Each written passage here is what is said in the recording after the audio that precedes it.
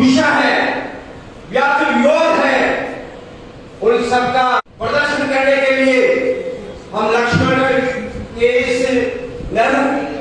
Ground के अंदर ज्यादा से ज्यादा संख्या कैसे पहुंचे, इस निमित्त हम यहाँ सब विराजमान है। बंधुओं, भारतीय जनता पार्टी के सच्चे सिपाही होने के नाते अपन सबका दायित्व बनता है कि इस गूंगी बैरी सरकार को जगाने के लिए किसानों की मांग को जयपुर तक पहुंचाए और ये जो जादूगर अपने आप को बता रहा है उसका जादू उतारने के लिए ज्यादा से ज्यादा संख्या में अपने यहां से चलकर उस सभा को सफल बनाए, ये हमारा सबका दायित्व। बंधुओं, हम सबको ये पार्टी का काम है और आप यहां जहां बैठे हैं, आप सब लोग, हम सब जिम्मेवार हैं। पार्टी के प्रति हमारी कोई जिम्मेवारी है, उस जिम्मेवारी का निर्वहन करने का समय अब आया है।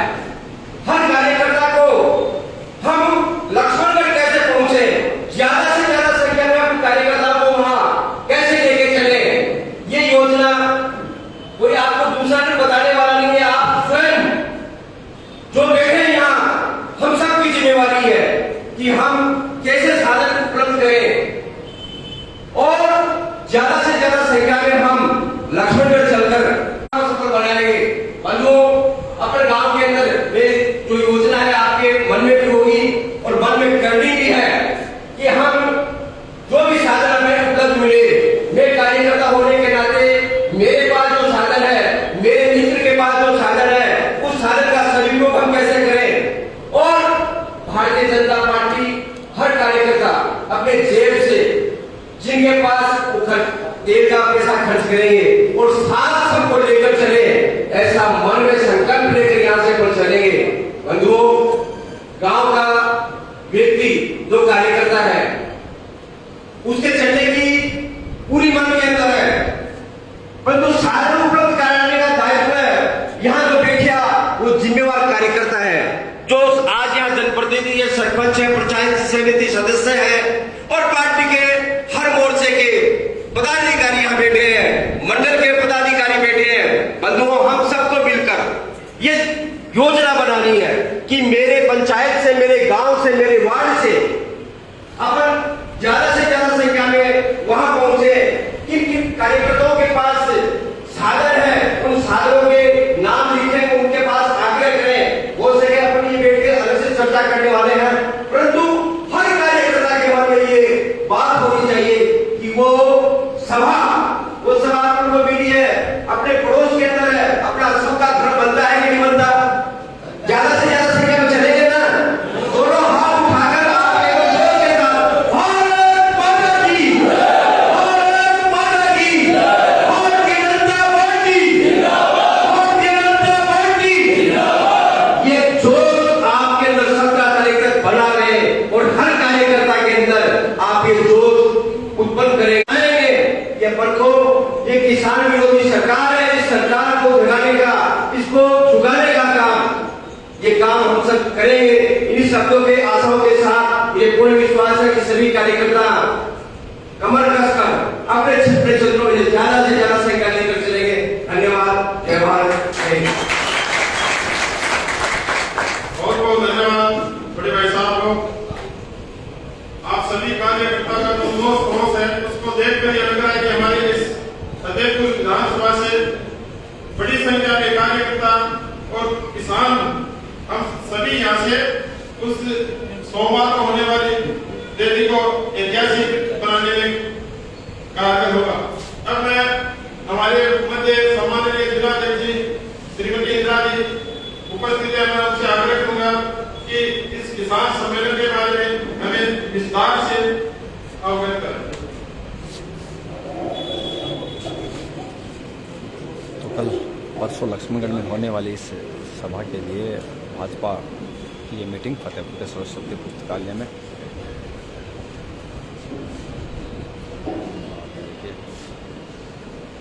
17 अक्टूबर को कांग्रेस के कुशासन के खिलाफ शेखा पार्टी से जो शंखनाद होना है उसकी तैयारी बैठक में यहाँ मंच पर हमारे साथ उपस्थित हैं किसान मोर्चा के प्रदेश अध्यक्ष माननीय हरिराम रणवा जी,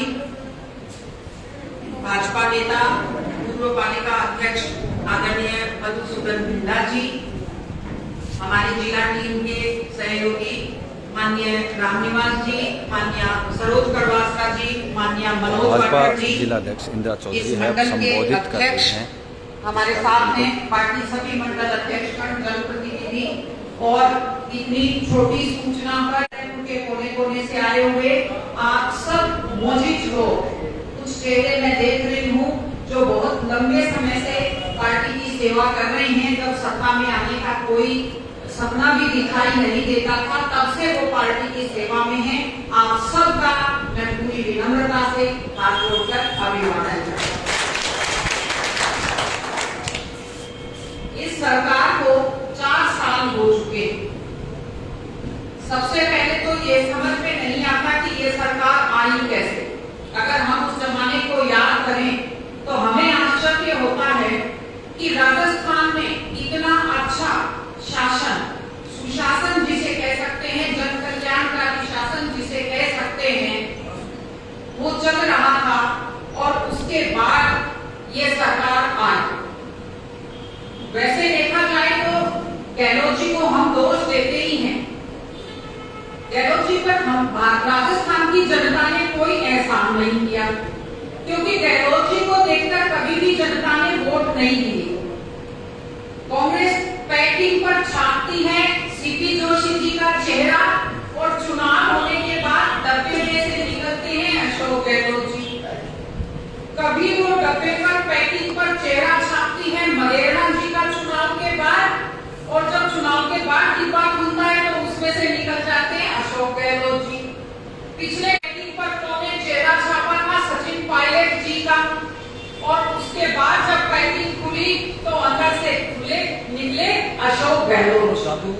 वो हर बार जनता फरेब किया और किसी दूसरे की मेहनत का फायदा उठा करके वो राजस्थान के मुख्यमंत्री बने हैं। और जब भी उनके मुख्यमंत्री रहने के बाद चुनाव हुए हैं, कांग्रेस ने न्यूनता छुई है। एक बार जब वो मुख्यमंत्री थे पिछली बार, तो इतनी न्यूनतम स्थिति तक कांग्रेस गई, केवल 21 एमएलए जीते थे। यानी उनका पिछला कार्यकाल जो था वो भी पूर्णतः असफल था। इस बार की चर्चा करें, हम एक कहावत सुनते हैं अक्सर कि रोम जग रहा था और नीरो बांसुरी बजा रहा था। ये कहावत हमने सुनी थी, लेकिन कोरोना काल में हमने देखा कि जब राजस्थान की जनता पीड़ित थी, ये लोग होटलों में अंताक्षरी खेल रहे थे। तुम रैसे गाना गाओ, मैं कैसे गाना गाऊं, तुम कैसे गाना गाओ, ये किया इन्होंने होटलों में बैठकर। उस समय इनकी क्या ड्यूटी थी? जब जो संस्कारी लोग होते हैं, जब परिवार पर संकट आता है तो एक होकर उसका मुकाबला करते हैं, और जो कुसंस्कारी लोग होते हैं वो संकट के समय कलह करते हैं। हम इस बात को कभी नहीं भूलेंगे कि जब कोरोना का संकट, दुनिया का सबसे बड़ा संकट जो हम इन शताब्दियों में झोला, वो जब राजस्थान की जनता पर था, तो इन लोगों ने क्या किया? उन्होंने खुद स्वीकार किया, गहलोत जी ने एक बात तो, कि मैं 1.5 साल से अपने ऑफिस गया। कोई मुख्यमंत्री क्या इस भारत भर में आज तक, पूरे 70 साल के लोकतंत्र के इतिहास में, क्या आज तक कोई मुख्यमंत्री ऐसा होगा जो 1.5 साल तक अपने ऑफिस नहीं गया? क्या कोई ऐसी सरकार होगी जो महीनों महीनों तक बाराबंदी में रही हो? 2 वादे इन्होंने किए थे, एक किसानों का कर्जा माफ करने का और दूसरा बेरोजगारी भत्ता देने का। कर्जा माफ के वादे पर लोगों ने विश्वास किया, केसीसी के भी पैसे जमा नहीं करवाए, क्योंकि इन्होंने जो शब्द यूज किया था वो क्या था? जो राहुल गांधी जी की अगर आप क्लिपिंग सुनेंगे, संपूर्ण किसानों का संपूर्ण कर्जा माफ। उसमें कोई किंतु परंतु इफ बट नहीं था। और केसीसी का अगर किसी बैंक वाले से पूछें, अगर टाइम पर ब्याज जमा होता है तो वो 7% पड़ता है, लेकिन अगर वो इकट्ठा होता जाता है तो चक्रवृद्धि ब्याज हो जाता है, वो 25, 30, 40% तक ब्याज पड़ता है। और कितने किसानों को जमीन की कुर्की के नोटिस मिले, इन्होंने उस वादे को पूरा नहीं किया। उसके बाद कुछ भी चीज देखें, किसानों को 1000 रुपए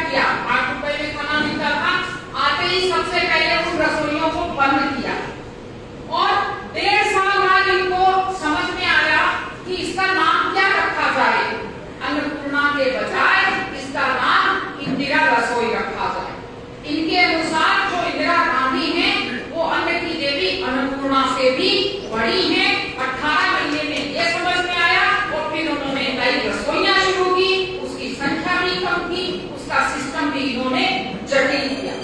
इसके अलावा कि जो भी भामाशाह योजना में आपको बता, भामाशाह कार्ड योजना थी, महिला को घर की मुखिया बनाया गया था और जो 2 रुपए किलो का अनाज जो परिवार लेता था उसको 3 लाख रुपए तक का इलाज मुफ्त मिलता था। उस भामाशाह कार्ड योजना को इन्होंने बंद किया। माननीय प्रधानमंत्री जी ने आयुष्मान भारत की एक योजना शुरू की, सब राज्यों ने उसका फायदा उठाया। केवल 4 राज्य ऐसे, भारत भर में केवल 4 राज्य ऐसे आयुष्मान भारत योजना को नहीं अपनाया। और आप देखिए इसमें खर्चा पूरा केंद्र सरकार दे रही थी, फिर भी इन्होंने लागू नहीं किया आयुष्मान भारत को और उसकी तोड़ फोड़ करके उसको चिरंजीवी योजना का नाम दे करके लागू किया है। रोज अखबारों में देख सकते हैं कि उस योजना की कितनी दुर्गति हो रही है, क्योंकि उसके अंतर्गत अस्पतालों को पेमेंट नहीं हो रहे हैं, कोई पैसा अस्पतालों को नहीं मिल रहा। और उसके बाद अपराधों की स्थिति देखिए, अपराधों में राजस्थान 1 नंबर, महिलाओं के विरुद्ध, दलितों के विरुद्ध, हर वर्ग के विरुद्ध अपराधों में। इसके पीछे कांग्रेस की मानसिकता। आप में से कुछ लोग अखबार पढ़ते होंगे, बहुत लोग थे जो रोज अखबार पढ़ते। याद कीजिए, विधानसभा में जब चर्चा हो रही थी, विधानसभा में जब चर्चा हो रही थी कि महिलाओं के खिलाफ ज्यादती के मामले बढ़ रहे हैं, तो इनके एक मंत्री है शांति धारीवाल नाम के, शांति धारीवाल जी ने ऐसी खराब टिप्पणी की थी कि मैं आपके सामने वो टिप्पणी दोहरा नहीं सकती। इतनी खराब टिप्पणी शांति धारीवाल जी ने की थी। आज अजय माकन जी अपनी बेइज्जती हुई तो बड़ा नोटिस जारी कर रहे हैं। राजस्थान की 3 करोड़ महिलाओं का अपमान विधानसभाओं ने किया, विधानसभा ने किया और इनके विधायक खीसे निपोड़ रहे थे, मुस्कुरा रहे थे। उस दिन अगर शांति धारीवाल जी को ये नोटिस देते तो शायद इस कांग्रेस को जनता माफ कर देती। शांति की मानसिकता जैसे लोग जिस सरकार में होंगे उस सरकार में महिलाओं की रक्षा कौन करेगा? और इस राज्य के गृह मंत्री कौन है आज के दिन? राजस्थान के गृह मंत्री बताइए जरा। अशोक गहलोत जी सरकार के गृह मंत्री हैं। गृह मंत्री का काम सिर्फ पुलिस को डील करना और अपराधों को डील करना होता है। गृह मंत्री जिलों में जाता है, एसपी कलेक्टर के साथ बैठक करता है, सारे जो एसपी है उनकी मिलाकर बीसी लेता है, थानों की चेकिंग करता है, जन सुनवाई करता है। तो जो लोग आते हैं ये प्रार्थना पत्र लेकर के, हमारी एफआईआर दर्ज नहीं हुई, हमारे मामले में गलत एफआईआर लग गई, हमारे साथ जितने हमने एफआईआर के नाम लिखे थे उनके खिलाफ इन्वेस्टिगेशन नहीं हुआ, टाइम पे चालान पेश नहीं हो रहा है। इस तरह की चीजें लेकर लोग जाते हैं। रोज गृह मंत्री की ड्यूटी है सुबह उनकी चीजों को देखे, एसएचओ से बात करें या कम से कम एसपी से बात करें। क्या आप सोचते हैं कि 4 साल में अशोक गहलोत जी को एक दिन भी, क्या आप सोचते हैं कि 4 साल में एक दिन भी अशोक गहलोत जी ने गृह मंत्री का अपना दायित्व ठीक से निभाया होगा? फुर्सत तो खुद को लड़ने से नहीं है। अभी पिछले दिनों भारत ऑस्ट्रेलिया का मैच चल रहा था, तो एक जना बार-बार चैनल बदल रहा था। उसने कहा क्या करें, उस दिन वो दिन था जब अजय माकन और एक खड़गे जी जयपुर आए हुए थे राय शुमारी के लिए। तो उसने कहा समझ में नहीं आता टीवी पर क्या देखें, भारत और ऑस्ट्रेलिया का मैच देखें या सचिन पायलट और अशोक गहलोत का मैच देखें, कौन सा मैच देखें? पूरा समय इन्होंने कड़े में बिताया, पूरा समय कड़े में बिताया है लड़ने के लिए। और हमारे मुख्यमंत्री क्या एहसान मानेंगे जनता का, क्या कृतज्ञता रखेंगे जनता के प्रति, जिस पार्टी ने उनको बार-बार एमपी बनाया, जिस कांग्रेस पार्टी ने अशोक गहलोत जी को बार-बार एमपी बनाया, एमएलए बनाया, मुख्यमंत्री बनाया। उस पार्टी को जब उनकी सेवा की जरूरत पड़ी, जब उस माता समान पार्टी ने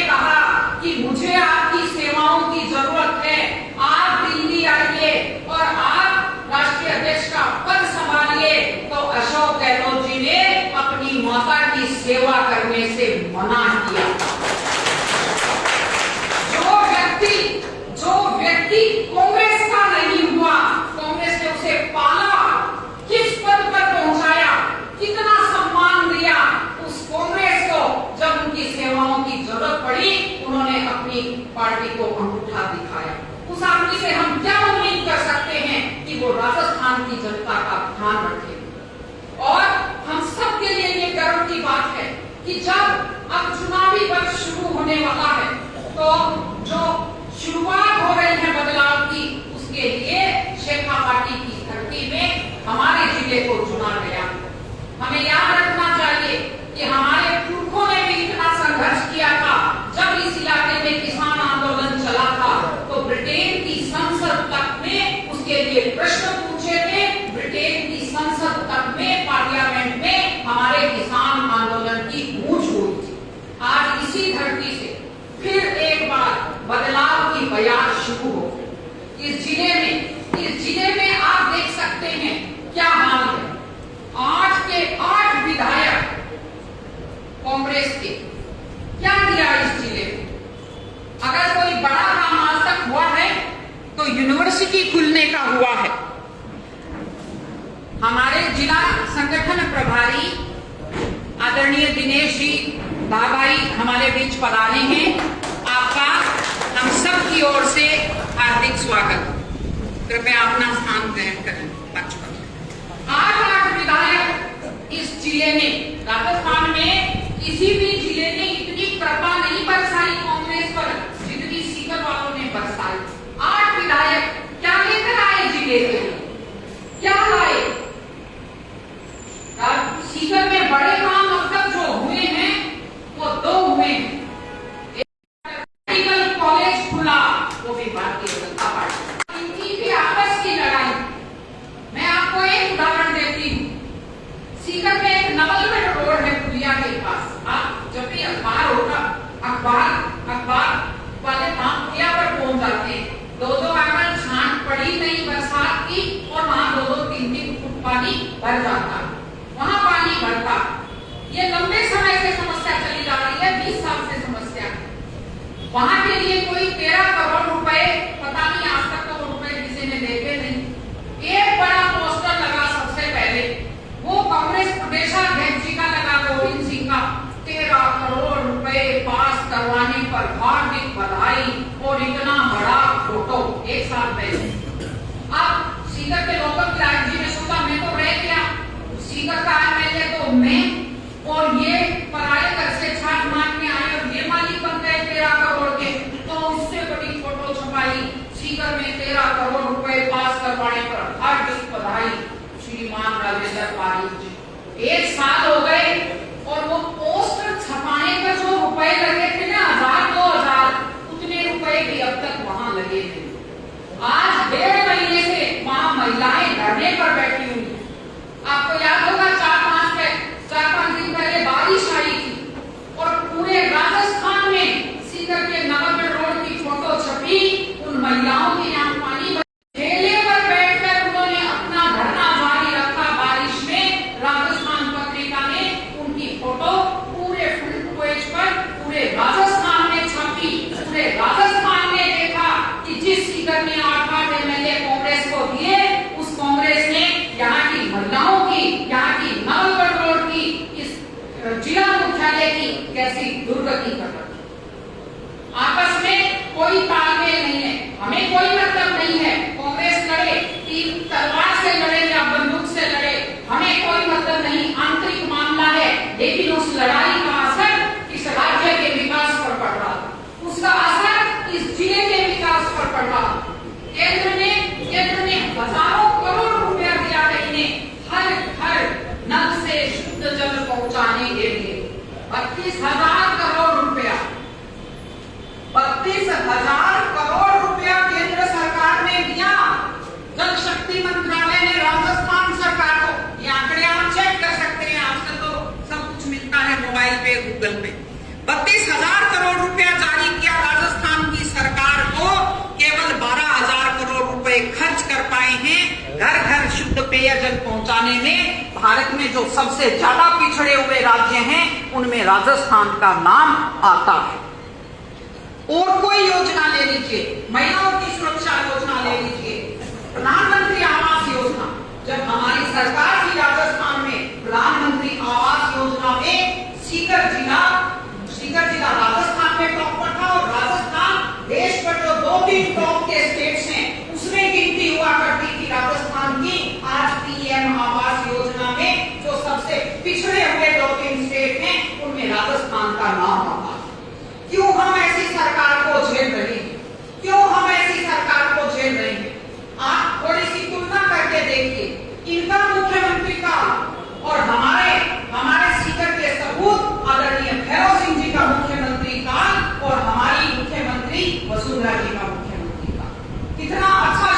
हुआ करता था।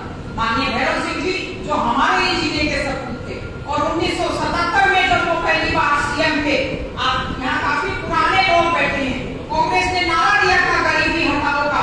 याद कीजिए 1977 से पहले क्या गरीबों के लिए अलग से एक भी योजना बनी थी?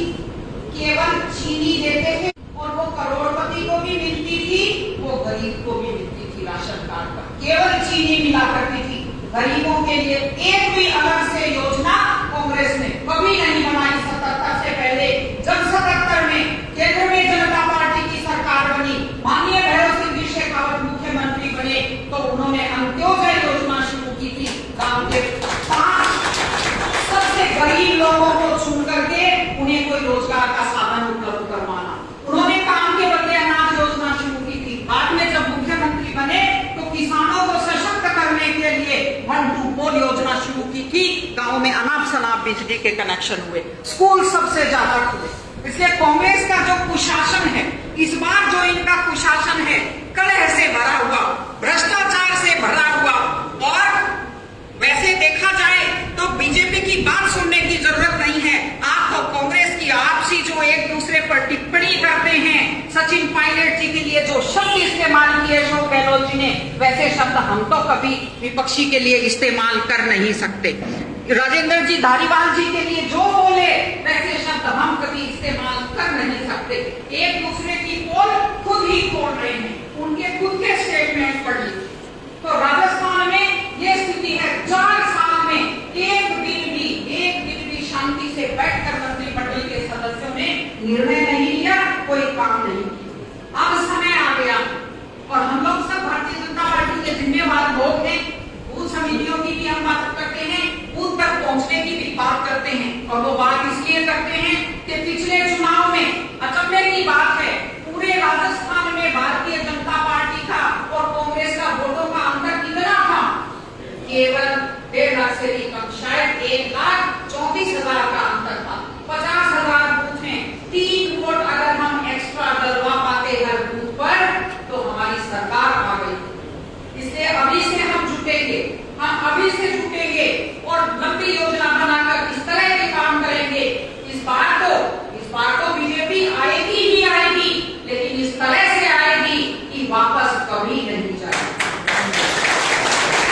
जैसे गुजरात में निरंतर बीजेपी का शासन है, सुशासन है, वैसे राजस्थान में निरंतर होगा। और ये जो अशोक गहलोत जी हैं, पूरे बहादुर शाह, जफर साबित हो जाएंगे, मुगल सल्तनत के अंतिम सम्राट साबित हो जाएंगे। और रैली के बारे में कैसे तैयारियां करनी है, हमारे बीच किसान मोर्चा प्रदेश अध्यक्ष जी हैं, वो आपको बताएंगे कि किस तरह से योजनाबद्ध तरीके से पूरा प्रयास करके हमें वहां संख्या जुटानी है, क्या रणनीति हाथ में सब आपके है। आप इतने मौजूद लोग हैं यहाँ इस हॉल में बैठे हुए, आप अकेले भी अगर तय कर लें तो लक्ष्मणगढ़ के उस ग्राउंड को भर सकते हैं। इतने मौजूद लोग सामने बैठे हुए हैं, आप सब लोग यहाँ आए, मेरी बात को आपने सुना, बहुत बहुत धन्यवाद। नमस्कार।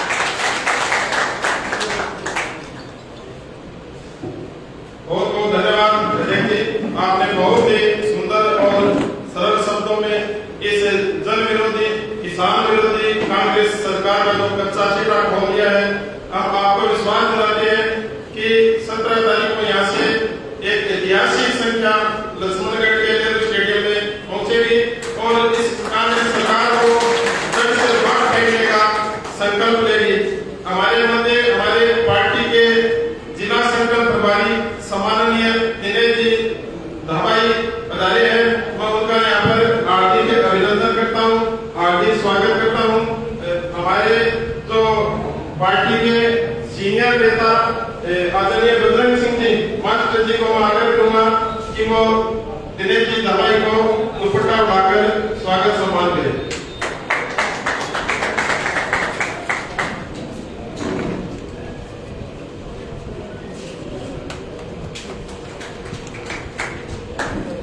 सीकर जिले में पार्टी सेक्टर को मजबूती प्रदान करने का काम सम्माननीय दिनेश जी धाबाई कर रहे हैं। मैं उनसे आग्रह करूंगा कि वो इस किसान सम्मेलन की रूपरेखा कार्य प्रणाली को हमें में अवगत करवाएंगे।